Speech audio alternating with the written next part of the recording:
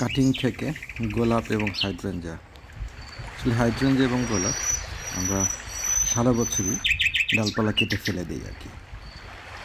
তো ফেলে না দিয়ে বাগানের যে কোনো একটা গাছের গোড়ায় যদি এগুলো আসলে পুঁতে রাখা হয়, দেখা যায় যেগুলো থেকে গাছ হয়ে যায়।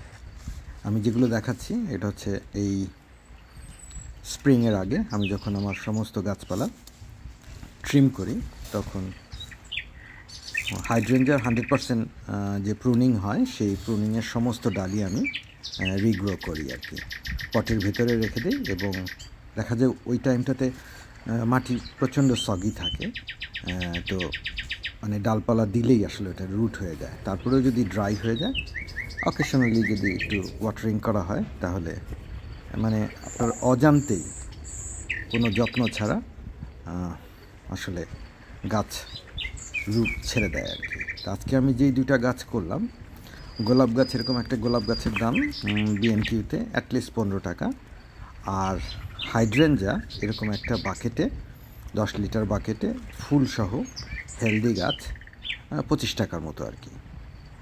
তো এগুলি আসলে আমি টাকার কথা কেন বলছি, মানে এগুলো হচ্ছে এত ইনএক্সপেন্সিভ। আমরা ডালপালা কেটে ফেলে দিই আর কি, কষ্ট করে ব্যাগ ভরে, কখনো কখনো কাউন্সিলের রিসাইকেল সেন্টারে যেয়ে পেট্রোল পরিয়ে ফেলে আসি আর কি।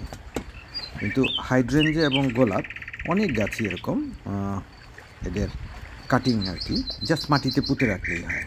এখন আমি সাকসেস রেট কত এটাতে আমি যাচ্ছি না। আমি হয়তো হাইড্রেঞ্জাতে 100টা যদি ডাল পুঁতে রাখা হয় 100টাই রুট হয়, গোলাপের ক্ষেত্রে হয়তো একটু কম। কিন্তু জাস্ট ফাঁকা জায়গায় এই একই সঙ্গে 7-8টা হাইড্রেঞ্জা এবং একটা গোলাপের ডাল আমি ওখানে পুঁতে রেখেছিলাম। প্রত্যেকটা রুট হয়েছে এবং খুবই স্ট্রং রুট হয়েছে, এবং গোলাপে অলরেডি ফুল ফোটা ফোটা অবস্থা।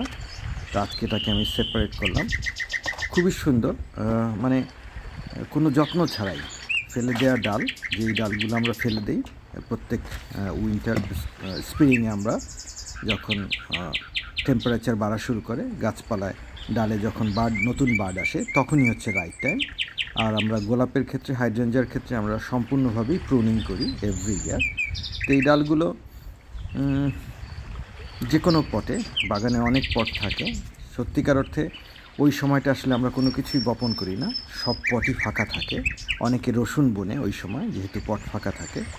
তো প্রত্যেকটা পটের কোনায় একটা একটা কিংবা মানে র্যান্ডমলি যদি পুঁতে রাখা হয় এবং অকেশনাল ওয়াটারিং করা হয়, আজকে জুন মাস, জুনের মাঝামাঝি প্রত্যেকটা গাছ ইন্ডিভিজুয়াল প্লান্ট হয়ে গেছে, প্রত্যেকটা ডাল, এবং এতে ফুল চলে আসছে কোনো যত্ন ছাড়াই, কোনো মানে কমপ্লিট এফোর্টলেস আর কি। এবং এরকম বাকেট রেডি হয়ে গেলে আমার বাগানে ফুল ফুটে আমি আমার বন্ধুদের দেই, এবং আগামী বছর আবার এটা আরও বেশি স্ট্রং হবে, তখন আমি বড় পটে দেব।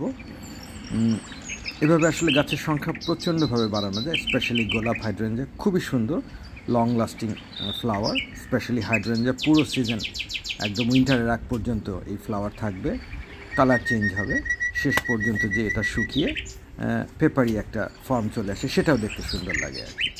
তো গাছের ডাল ফেলে না দিয়ে কেটে কেটে, সিলেকশনের কোনো দরকার পড়ে না আসলে, কারণ 10টা লাগালে যদি একটা হয় সেটাই যথেষ্ট আর কি।